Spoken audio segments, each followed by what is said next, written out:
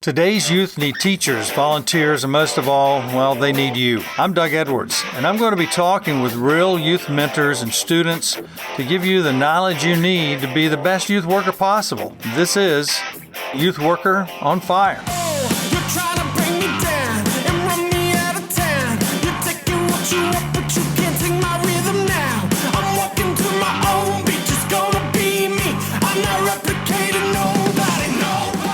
Hey, Youth Worker Nation. This is Doug Edwards. We are here with Rick Eldridge today. Now, I've known Rick for a while. I am real excited about having you here today, Rick. Rick and I do not get together that much. I think we try to hold it down to at least every 1 to 5 years, something like that. Right. Yeah.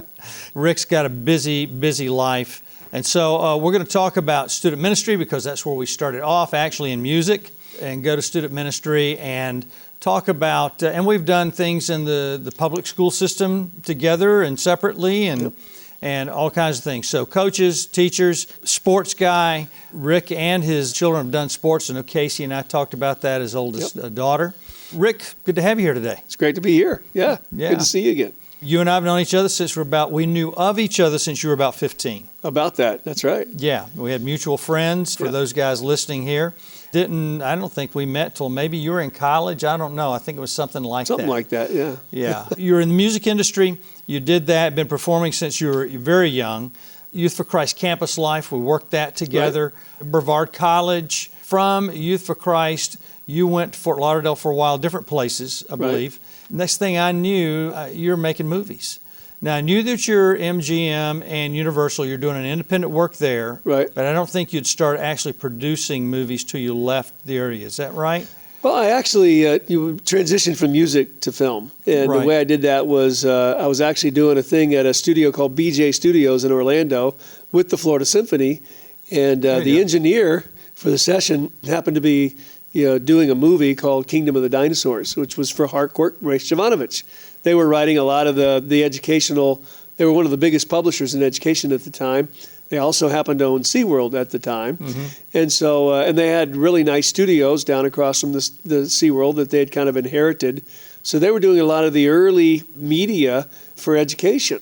I remember doing some of the real experimental direct-to-disc recordings there early on when Philips Corporation and all were kind of working with them to try to get an education initiative around media. And it was pretty fascinating times. But in the middle of that, Dave Brown, who was an engineer there, said, "Have you ever thought about scoring a film?" And I said, "Hey, I'd love to do that. I got a degree in music. Why not?" So we wound up doing this thing called Kingdom of the Dinosaurs, which was a PBS special that Harcourt Brace put together, and that won some awards. The score won a couple awards, and so that was kind of cool. Then the next call I got was from Disney, and everybody remembers back in those days, the big secretive, the studios are coming, but nobody knows that yet. And Disney made the final announcement. Then I got a call from somebody over at Disney that said, "Rick, we're going to be doing the studios, and we would like to talk to you about your production and doing some things in the back lot. Can you send us your reel? Because everything in production is about show me your stuff. What have you done?" Mm-hmm. So they said, "Can you send me your reel?" And I said, "Well, I got this movie I just finished." I didn't tell them it's all I had, but I sent them the movie. Yeah. And long story short, I wound up over a period of interacting. Of course, Universal came in right behind MGM because they can't be outdone. Yeah. And so we wound up with 2 studios, and both of them kind of competing at several levels. And I wound up actually putting the majority of my studio at Universal on the back lot. Mm-hmm. But I had a contracted studio over at Disney MGM where we were doing some other work as well. I wound up doing a couple of their TV shows, and then down at Studio D, we wound up working on the Easter parade, which was a big special that was always on ABC, and we did that and did their Christmas parade, produced that a lot. So I was doing those kind of things, and that was kind of my entree into that world. I guess after a while, being a musician and writing songs, you'd write 3-minute songs that were really stories that you just put the music. So now I'm still doing the same thing. I'm telling stories. They're just 2-hour stories, and we call them movies. So just kind of evolved to that over the years. At Universal, I was working with Nickelodeon quite a bit.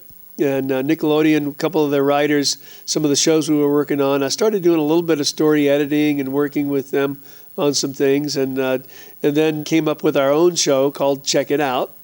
That was kind of my first entree into actually producing my own show. Yeah. But it's kind of evolved over the course of being creative and telling stories. Yeah. Casey's Rick's oldest child, his daughter. And I said, hey, Rick, what are you doing? He says, well, why don't you ask Casey what you said? Why don't you ask Casey what she's doing? And she made the Tim Tebow movie that Tim really wanted. Right. A great movie, and I've used her as a communicator. But she told us a little bit about the way Dad grew her up in the studios. So tell us a little bit about your children. You got 6 children, 2 girls, the oldest, the youngest, 4 boys, in the middle. They're doing all kinds of stuff. I mean, you guys are happening. And of course, Krista, I love Krista, your wife. You know that. She was always so supportive of Colleen, my wife, and I. And so tell us a little bit about that. Well, all of our kids were just really naturals on the back lot because they grew up there, on the back lot at the studios. And, so they would just, walk in and out, and the security guards knew most of them. So it was like, oh, hey, Roland, this is walking in. Right. One of the funniest stories, my daughter was in the 2nd grade, and they were doing a field trip to Universal. She tells the teacher, she says, well, I can get us on the back lot. And the teacher says, well, they're not doing backlot tours. Well, I can get us a backlot tour. And the teacher says, well, all right, Casey, we'll see how that goes. And so they go through the front gate and do their thing. And she's a take charge kind of a girl anyway. Yes, so she is. Casey says, just follow me. So here's 3 teachers, 20 kids. She's not like you at all, is she? 2nd graders. And so they walk to the edge of the backlot where the security guards and the gates are. Of course, one of the security guard recognizes her. And so she says, oh, hi, Charlie. These are my friends. We're going to go back and see Dad. And then he just says, okay. And he opens a gate, and here comes 3 teachers and, behind the security area. And she's walking through the sound stages. And she walks all the way back to my building and goes into the lobby. I didn't even know they were coming, so I'm not there. So she goes into the lobby of my building, and the receptionist says, oh, hi, Casey. Sorry, your dad's not here right now. And she says, that's okay. We're going to have lunch in the commissary. And then they walk on by. And so about 2 hours later, when I show up, my receptionist has this big grin on her face, and she says, your daughter was here. I said, with about 20 of her friends, and they had lunch. It's okay. They're gone now. But she really just, she knew her way around and, took over. But all the kids were involved. One of the fun things with Nickelodeon, when they were doing their shows, they would always need extras. So if they ever needed like 20 extras, it was like, well, call Eldridge. He's got a gang full of them, and he's got a whole neighborhood full. Right. And sure enough, we could kind of get the neighborhood together and take them all down there and do it. So those were fun days. Well, and you've always been a guy that stretched the limits in a good way. Most people don't do that. And by the way, educators, youth workers, this is for you. When you're listening to some of the things that Rick is talking about, make sure that you're taking notes on the fact that my takeaway from his life, because I've been around his life, is that if you don't ask and if you don't take a step forward, you don't get what you're looking for. But if you do ask, you might just get what you asked for. That's right. That's absolutely true. And so I want to ask you about this, and then make sure you don't lose your train of thought, because you've got more things to tell me about that I'm going to ask you about, okay? Yeah. And I want you to just go where you want to go. But I remember we were talking about the music industry. You were on the road, and things that most of us didn't realize, and I've told my son this, take initiative, make your own band, and our sons were in a band together for a while. Right. And it took him a long time to finally realize, oh my goodness, I don't have to have another band. I can do my own thing. And you always did that, always, since you're young.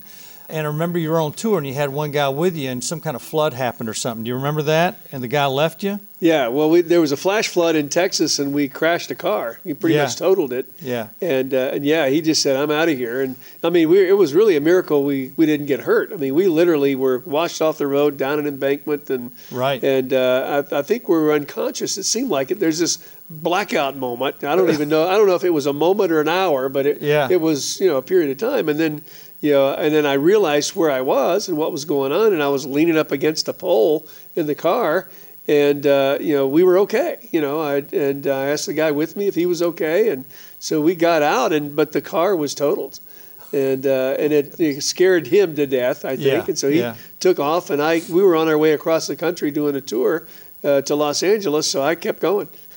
Which is right, which is what leaders do, Well, I isn't had it? places to go. I had people to see, and you made commitments. and appointments that were made. Yeah, but it was kind of it was really to credit of many people that really came to our aid too, and I think they saw what we were doing, and I had someone loan us a car in Lubbock, Texas, so we could make the rest of the trip. People just kind of came around us, and helped us to get everything back together and get on the road again. So it was really it's remarkable to see how people do in times of crisis, in times of need, come around and see a goal, see an objective, and help you get there.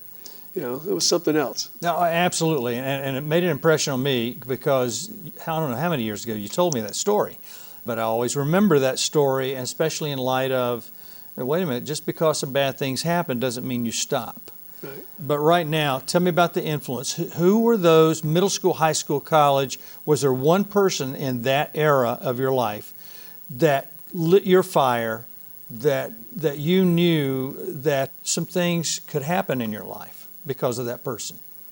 Well, I think that I've been very fortunate to have several mentors, several people that have been a part of me and a part of different areas of my life. There was one guy in California named Laverne Campbell, and Laverne was actually a pastor at a Maranatha church in California. I don't know why, but he kind of just took to me and liked my music, and he worked with probably every great musician of that era. I mean, they all knew him, loved him, and but for some reason he chose to sink some time into me, and it really gave me the confidence to know, because here's a guy who's working with all the people that I look up to, and yet he's spending time with me.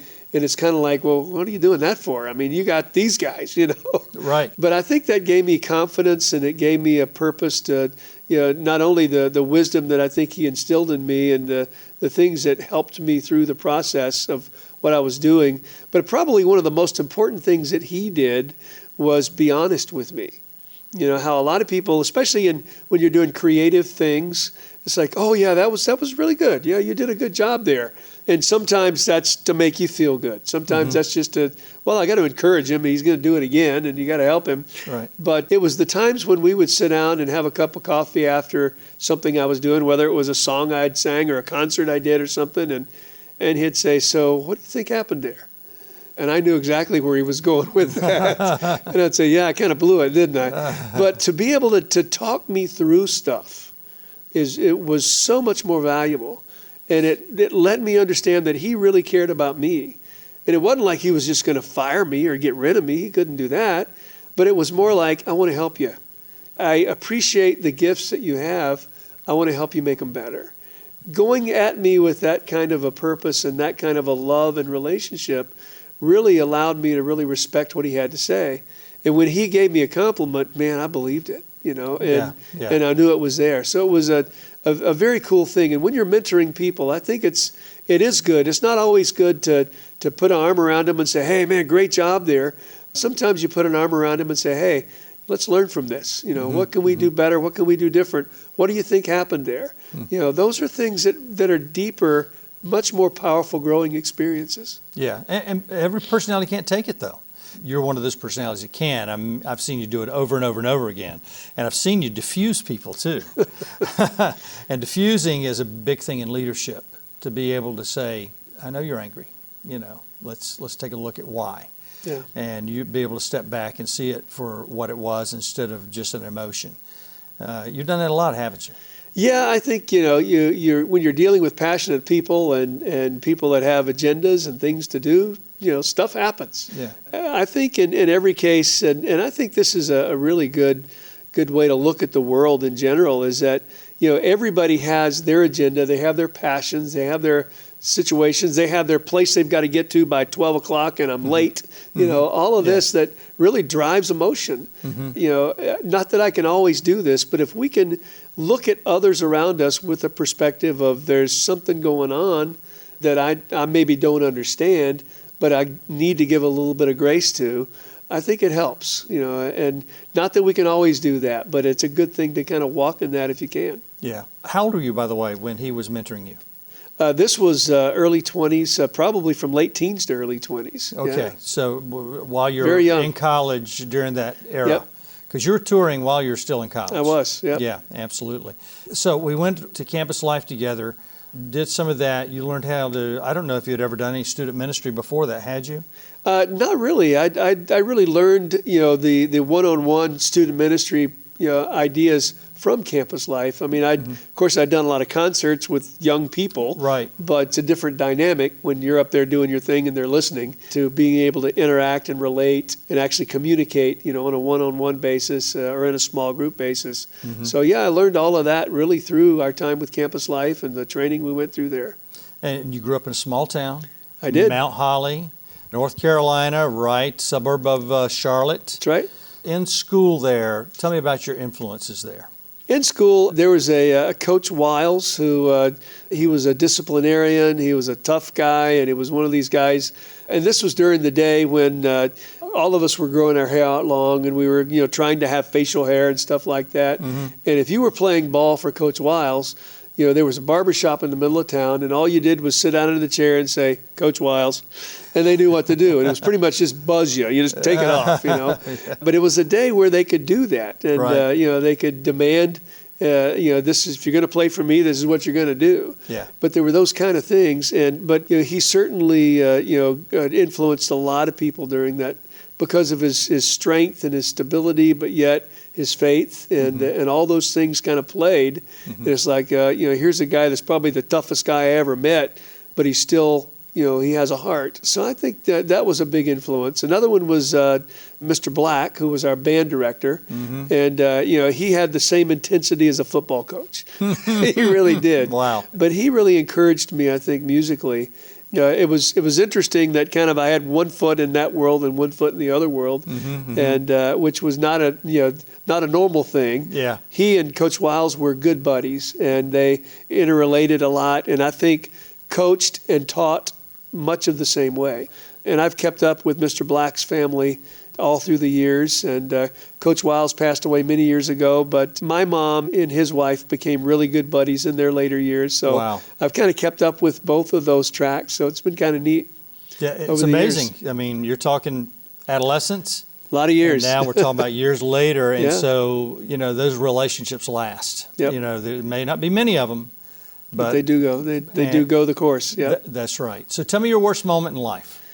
I think to this date, I've been a creative person, a musician. I've done things in business. During my music days, I'd actually, at one point, I'd got a little bit of money and had an opportunity to do some stuff with it. Somebody that was a financial planner who didn't have a lot of depth in what they were saying said, well, you need to diversify. You need to get into some other stuff. Put your money in other places so it'll be protected. So I said, well, that's a great idea. I've got a friend that's really hurting right now with a retail store that he has. He has a music store, and I like music. I think I'll buy it. And so I bought this music store. Music store that was basically on the verge of bankruptcy, already. And that was a huge learning experience for me, because I had no business doing that. I just helped take it through the rest of bankruptcy and lost a bunch of money along the way.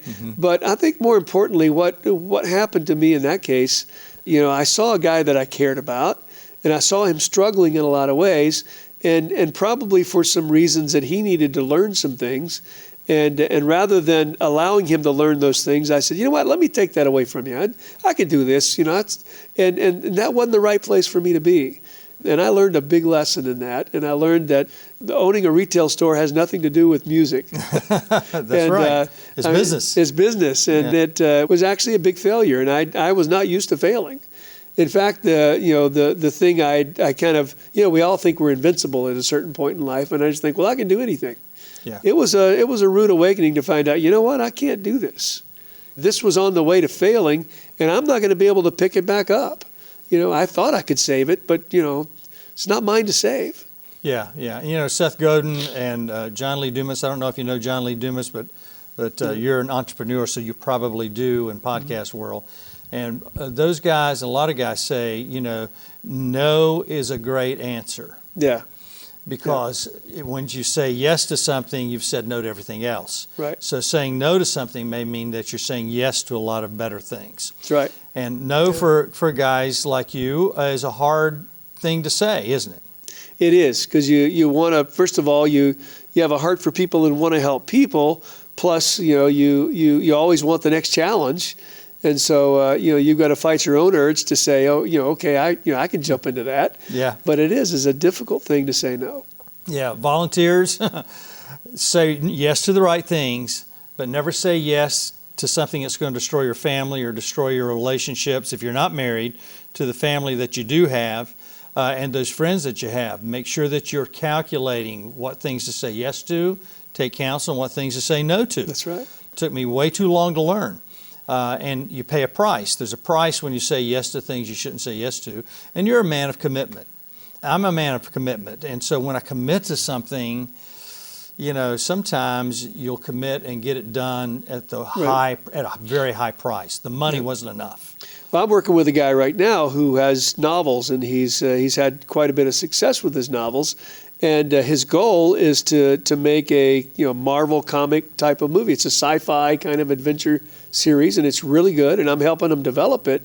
Well, I had an opportunity for him that just kind of came out of the blue, because one of the things you're struggling with is the kind of movie he wants to make is a Marvel comic $100 million movie.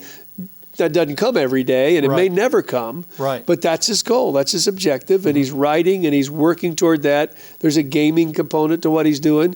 Well, I had an opportunity from a publisher to do a series of kids' books, but they would be more geared toward an inspirational type, Christian audience, if you will. Mm-hmm. I said, hey, this is something that's an opportunity. They'll pay you for the opportunity. It's you're going to make some money, and which he hasn't made a lot of yet to date. But it's a great opportunity, and it can get your market out there. It can build your brand. And I really respected his response. He came back to me about a week later after thinking about it, and he said, Rick, I don't think I want to do that. He says, because this is my goal, and I think that's going to take my energy away from what my goal is, and it's also going to categorize me into that inspirational type Christian world, and I'm afraid if I go there, I won't be able to go to the bigger market. Mm-hmm. And I really feel like I need to hit a bigger market. Yeah. And I respected that he had the strength, even though there was a great deal there in front of him, to say, it's not the ultimate deal. It's not the one that I'm really looking for. So I respected that. Most of the time when we're going to that next level, we're ready to jump. Yep. And so, wow, that's some integrity there. What was your best moment in life? Best moment in life was probably when I got married. My wife has been a huge support of all that we do, and I might not even have known it was the best moment at the time. It was a pretty good moment. Yeah, I was pretty happy to be married. Yeah. But you look at it today after all the ups and downs of life, and now 37 years of being married, and 6 kids, and a wife who was a promoter and a supporter and a mom and everything else through good and bad and everything in between. That was a pretty special thing. What a special gift to have a companion and a partner who's committed for the long haul. That's pretty special. Yeah. And I talked to Krista years ago, and I think you're doing a movie in the Sahara Desert. Is that right? Right. And I saw that in your list of things we gave the class here. She said, one of your friends said to her, Krista, you are one of a kind. Not many people could trust their husbands to go do those things. Number one, she knew she could trust you. Number two, she knew the value of what you were doing. But I love your love story. I remember some parts of it, and one was that she was real honest about your music too the night y'all met. Is that right? That's right, yeah. So tell me a little bit about that. Yeah. And tell me about the time in the canoe when you came back down or whatever in South Florida, and it didn't go well, but then you guys knew. So give us a little bit of that. I was doing a concert. She had actually come with a youth group, and she was new to the community, and it was a bunch of guys that she just kind of jumped in the car and went with. By the time they got there, the event was packed out, and there was nowhere to sit but on the floor in the very front. So she does that, And so she's literally looking up like this, and the music's all going over her head pretty much. And it was loud. Yeah. At the end of the concert, she goes back and buys, and this will date it, a cassette tape. Yeah. Which was what we had those days, LPs and cassettes. Right. And so she buys a cassette and comes up front, and I'm just getting things torn down and talking to a few folks along the way, and she says, "I bought this. Will I be able to understand the lyrics on here better than I could hear them in the concert tonight?" And I said, "Yeah, I think it'll be okay." But here was this drop-dead gorgeous girl who bought my cassette, but wanted to confront me with that. And she's challenged me always, which is a good thing. I've witnessed that, and that's what Krista does, and that is what you needed. It's a good you know thing, that too. Yeah. You're a very strong person. You have to be strong to do the things that you've done in life. Right. And my wife said, Colleen, Krista liked Colleen, I think, because she is something like that herself, because Colleen will always tell me what's up. Yeah, and what's that's right. down. And Krista does that with you. So she does. That's really good. And to handle 6 kids. And if she's like my wife, and I know she is, she's a single mom a lot of times because of all the projects you were doing, and she was handling things alone, so she got to be tough to do that. Yeah. And she is a Orange Bowl princess. Is That's that right? She was, 1978. That is crazy stuff. That is crazy stuff. Tell me about coming back to see her. You didn't know how to get in touch with her. No, that was kind of a crazy story. I was touring, and so I'm on the road traveling all over the world, and my management company is in Nashville. But, after that night, I gave her my card and said, "Tell me what you think about the music and just send me a note and let me know." Luckily, I did that. I didn't get her number, didn't get her card, didn't get anything. I go tour the next couple, weeks and months, and then I come back and there's a stack of mail, and I look through the stack of mail. There's a card from Cardo Cosmetics and Jordan Marsh, which was at the time a department store here in Florida. Yeah. And it was a note from her that said, "Listen to her music, really liked it. Sorry I was so rude, Krista." And that was about it. No return address, no phone number, no anything.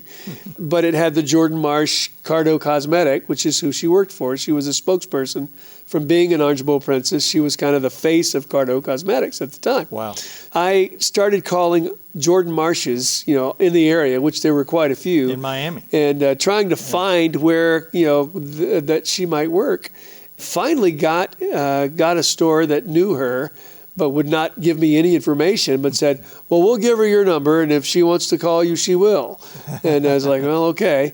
But and then finally she did. When she called, it kind of caught me off guard. Of course, I remembered her. She was a beautiful girl, and I, at this time, wanted to see her again. So this was kind of a white lie. I just said, I was just getting ready to go down to see my buddy in Palm Beach. He's a tennis player, and his back's been hurt, and he's been laid up for a while. That was true. And I need to go encourage him a little bit. So I thought maybe I'd come down there, but maybe I could see you when I'm down there. And she says, "Well, maybe so." And I said, "Well, as a matter of fact, he's not going to be able to pick me up at the airport. Maybe you could." So I kind of weaseled my way in. And so it was 3 days that we spent together just kind of hanging out and getting to know each other. And we went by and saw the guy for once. Well, I think one time the whole weekend, and encouraged him about his back. That was really it. And at the end of that, we kind of knew, that there was something special going on. Yeah. I think you guys both knew that you were going to be married. Is that right? I think so. That was the story. Well, the interesting thing, I mean, she's taking me back to the airport, and we're just kind of talking, and we haven't really had a lot of physical interaction, kissing and hugging and that kind of stuff, really, that yet at all, But I kissed her goodbye. I get out of the car and I'm going into the thing, and I get on the plane and I sit down on the plane beside this elderly lady, and this elderly lady looks at me and she says, "Was that your fiance?" And I looked at her and I said, "Maybe." It might be. But then by the time I got home, we talked that night at midnight, and she was kind of feeling some of the same things. And so, she asked me the question. She said, is God telling you the same thing he's telling me? And I said, "I don't know. He might be." And that was kind of the beginning of what happened. I mean, being on the road as long as I was and as much as I was, one of my prayers was, "God, I don't have time to date people. I don't have time to have a relationship. You just got to find me somebody." And I guess he was true to that. Yeah, he got you to write somebody. Yeah. tell me about, now you just went to the National Prayer Breakfast 2017. Right. A new president, new vice president. I listened to some of that today. Some great moments in there. Yeah. Have you been to other National Prayer Breakfasts before? Yeah, I've been on a committee with, I'm the chairman of Media Fellowship International on their board. And Media Fellowship basically works with people in the media all over the world. One of the events that we do is media dinner the night before the breakfast. Because there were 140 heads of state and representatives from countries around the world. Yes. 140 different countries, which is amazing. And so media comes from all over the place to this too. And so Cal Thomas, who was a writer, journalist for the Washington Post and Fox correspondent, and Media Fellowship sponsor a dinner the night before. And at the dinner, we usually have 2 or 3 people speak and do their thing. And usually it's we've had everybody from Tom Brokaw to on and on that would come and just kind of share their story over dinner. And so it's a peer group, kind of a media thing, but it's grown to probably 200 or 300 people now that come to that event the night before the breakfast. It's always a good event, a lot of fun. This year we had Pence come and speak. We had to keep it kind of quiet. Of course, we don't ever tell people who's speaking anyway, but he was our speaker for the media dinner and did a fantastic job. And it was a great opportunity to really get to know him a little better and see how he ticks. And he was very transparent, shared a lot of his story, and it was very, very, very good. Of course, the next morning, the breakfast is always inspirational, a lot to listen to. But I've been there through, I guess the last 20 years, so through quite a few presidencies too. Wow. Yeah. Yeah, and I didn't know that, but I knew you were at this one. Tell me a highlight for you for this particular breakfast. And in fact, after listening to it today, didn't know about the dinner before, but from what they were saying, there's a luncheon after that. Yeah. There's a supper after the luncheon. There's lots of things going on. What happens is, it's an opportunity for a lot of people to come together in Washington, and they have contingents for pretty much every state that come and different countries that have their own little get-together meetings. And so there's breakout sessions that go on. It's a kind of a very informal, unplanned mini convention. So if you want to go and you're head of your delegation, you set up whatever event you want to do outside of the big events, which is the breakfast itself. And so there's always a lot of things happening and a lot of things going on. And the breakfast is always fascinating to me, the speakers that they have and the things that they do there. Probably this year, the highlight for me was the chaplain of the state Senate, who was Admiral Brown. And he's a retired admiral. He was just dynamic. He's a black man had a bow tie and a voice of God. And he reminds you of James Earl Jones when he speaks. Yes. He just commands your attention. But very powerful message and just very inspirational. That was really a highlight. It was a surprise for me. Usually they'll have a celebrity speak or it'll be something like this and I looked on, you never know till you get there. And so I looked on the program and I said, Admiral Brown. Oh, okay. I don't know him. That'll be interesting.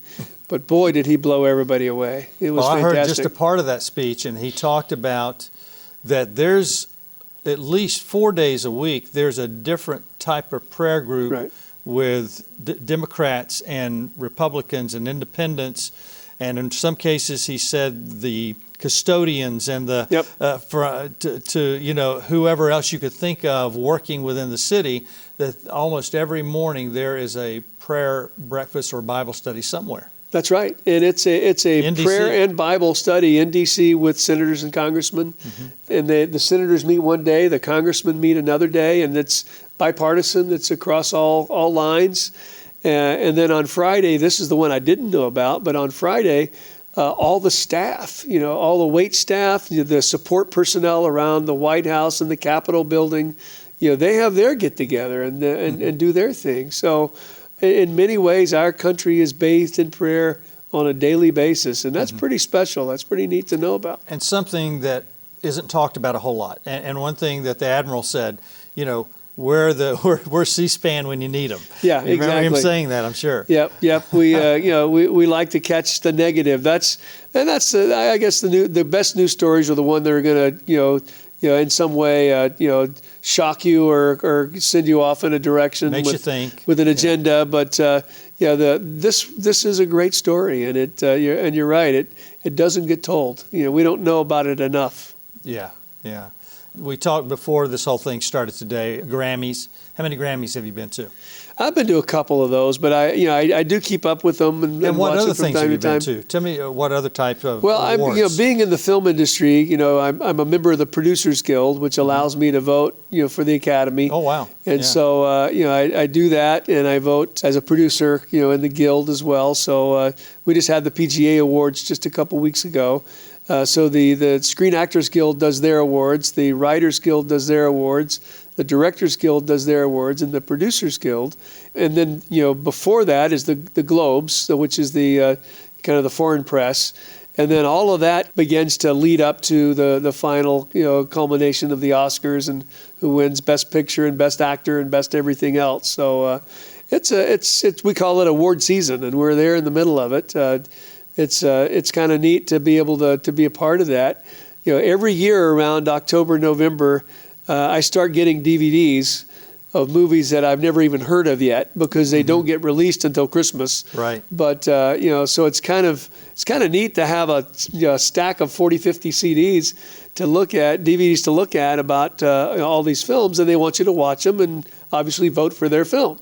Right. So they always encourage us to watch them on a big screen because I don't think there's anything like seeing them on a big screen. Right. Yes. But there's no way you can get to that many movies, so they do send them to us. And but it's award season. It's a fun time.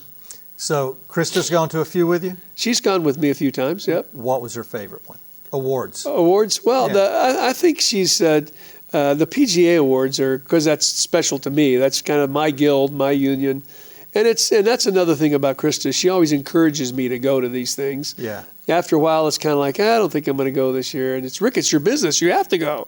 And you have to vote. It's what you do. And well, okay. But yeah, I think that's where I've landed more than anything else is a producer. And I think that, the Producers Guild really has a lot of influence overall because, the writers, the directors, the actors wind up working for the producers at some point if they want to work. Yeah. And so, I think we have and it's the smallest of the guilds too. So it has a lot of influence, I think. Yeah. Tell me about things you wish people had told you your senior in high school, your senior year in college. What's that one thing you would tell students? Now, you're on the media side now. At that time, you're on the music side. But let's say that if you were going into media, and there's a lot of people doing that now, gaming, whatever it is. Right. So what would you tell those students first? Well, I think the most important thing you can do is look at where your strengths and where your gifts are. There's a lot of specialties in our industry. I'm actually on the board of several colleges that deal in media, and we actually started a school with our now Secretary of Education, Betsy DeVos. Oh, wow. And I and a few other of us started a film school in Grand Rapids called Compass School of Cinematic Arts. I think everybody ought to go there. But, of course. But I'm biased. But no, we'll get that address in a minute and all that information. The beautiful thing about our industry is that it does touch so many different fields, and you might say, well, I don't know how to write, or I'm not a great actor, or I don't have a face for acting, or whatever it is. Right. But there are a lot of areas in media that electricians, carpenters, we build sets. There's so many different disciplines that can be utilized. Besides having an eye for camera, for color, for design, for graphics, whether it's in front of the screen or behind the screen. But I think it's just pursue your passion and your gifts, wherever you are, and let that lead you into the field if media is really what you feel compelled to do, because there's so many different areas you can go there, but find out where you're best and work in those areas.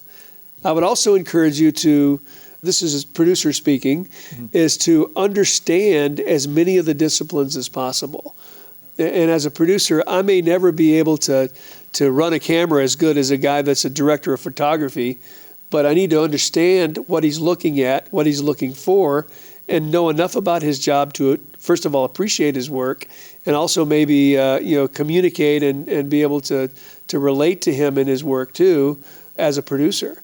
understanding the disciplines of everything, focusing on the things that you feel like you're best at and you're most passionate at. It's kind of like a football team. I mean, you're maybe built to be a tackle, well, you're not going to play quarterback probably. Kind of need to know what the quarterback's going to do so you can, block for him and make the hole for him and get him in the right position to do what he does. I think that's important in every field, is to look at the things around you too, because it is a team effort. Everything you do is a team effort. Absolutely. One of the things I would say too, which I think is special, a lot of guys come to me, that say, I got a script, and I say, well, fine. How many times have you written drafts of the script? Oh, this is the first one. It's the best. And usually I'll say, well, give me 5 drafts. Go back and get some other people to listen to it, to give you advice, to read it, and then come back to me with your 5th draft, and then I'll look at it. Then they'll come back and I'll say, well, who's going to direct it? Well, I wrote it. I'm going to direct it. Well, who's going to produce it? Well, I'm going to produce it too. I might even act in it. And I say, well, have good luck with that. Very good with it's. The idea is you've got to have other people built around your idea, built around what you do, because it's a team effort. No one person can do this.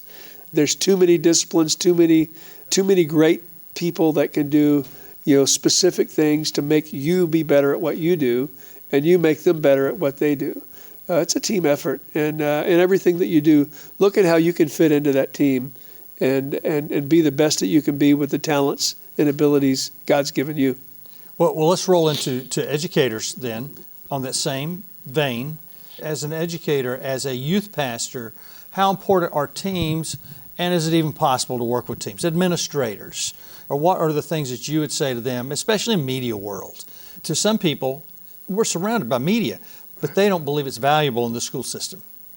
So what do you say? What do you think? I think it's obviously, to me, the most dynamic way that you can communicate in our world today. I mean, it's the fastest, quickest medium to get messages to the marketplace, and it's a dynamic medium right now to be able to see in every field. I mean, you will not find a Fortune 100 corporation that doesn't have a media communications department. They just have to. It's important as their finance department. If they can't get their message out to people, they'll never get their message out. Without that department, without people working and crafting that message so it's told the right way too. Certainly it's important. How do you build team around that? Well, what we do, and one of the things I love most about Compass, and Compass is a school that we're now an accredited 4-year degree, but we started really as a trade school. And I think we still have a lot of that same mentality of understanding disciplines, to where we'll put teams together of 5, 6 students, and they'll be given a subject matter, a topic matter for them to go create something around that, tell a 3 to 5 minute story around this subject matter, and the team gets to decide who gets to do what. Usually at minimum, we'll maybe have a team lead who becomes the quote producer or whatever. So it allows them, they may really want to be an actor, but they get to learn what a director does. They get to learn what a camera guy does. They need to learn what crafting a script and a story is all about. In this kind of an environment where you just basically almost shove people together and then force them to work together, they have to learn how to give and how to take and how to use their best abilities to encourage and uplift the team. That's what a team's all about. So I think it's a matter of experience in that regard. And what I would encourage anybody to do is to encourage others to understand the positions of those around them. And I think that's the power and dynamic of doing this with these student films, is because they do get to learn areas that they may never wind up doing as a profession, but they'll understand it better because they experienced it in a smaller group where they had to be the camera guy because there was nobody else to be the camera guy. Mm-hmm. And so they had to learn, at least at that point, and experience, and then respect that position. So tell us, how can we get in touch with you? How can we get in touch with the school that you just talked about? And give us some final thoughts of things maybe people just don't ask you that you really need to tell people. You wish people would let you tell them. Well, the school is the Compass School of Cinematic Arts. Is in Grand Rapids, Michigan. You can Google that and find it, but it's a phenomenal school, and it, again, allows you to work in every area of discipline of our business, and you can go in and pretty much decide what you want to do. Do I want to learn a trade? I'll go in and learn how to be a camera guy. Or do I need a 4-year Bachelor of Arts degree? Okay, I can do that. So it gives you the ability to kind of craft your tract that you want to go in, which is pretty dynamic and pretty unique, I think, in that way. So that's important. As far as getting a hold of me, just my company is Real Work Studios, and that's like the film reel, REELWORKS, and it's just rick@realworks.net. That'll get me, and you can go to realworkstudios.com, look at some of the stuff we've done.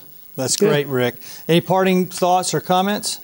I encourage people everywhere that I go to really, follow their passion, follow their desires. I talk to all of my 6 kids, and I've encouraged them as they've grown up to do something they love, do something that they really can feel fulfilled in, and it'll never feel like work.